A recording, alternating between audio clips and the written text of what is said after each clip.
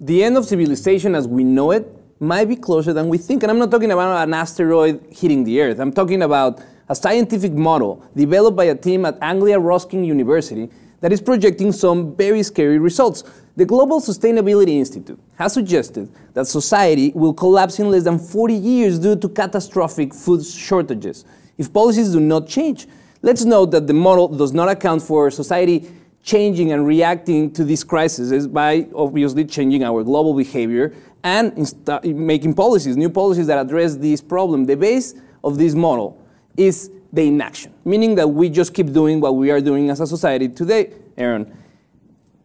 The most important point of this is that the model shows that our current way of living, the way we live life here as a society is unsustainable.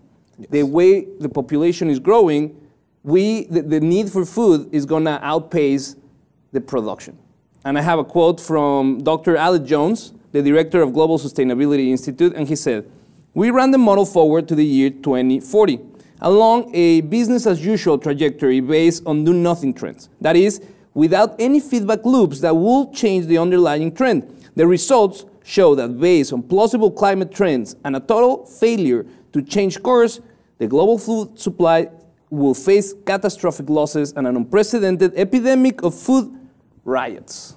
Absolutely. Riots, that sounds pretty scary. And it's obvious, the moment that we have to fight for food, I want to see how we are going to deal with it. Yeah, I absolutely think that, certain civil unrest could happen. But before we start, stocking up on food and really sort of subscribing to sort of like the numbers and the model, the guys who created the scientific model said that nothing, they didn't, change anything about the model. They didn't, afford for, us changing course and recognizing that this may be a problem. So before we start going, outside of our minds and fearing that our lives will be drastically different as an entire world in 2040, let's just, hold ourselves accountable to making sure that we, identify the issues and the problems around getting, food for all of us, because this is just not a problem, talk about the lower class individuals. This is a problem that spans over different classes, everything from middle class to lower class, to that upper echelon. So food could be an issue for all of us.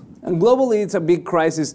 Numbers are very, very scary. They are talking about that by 2040, 10% of the population will be undernourished all around the world. That's a pretty high number.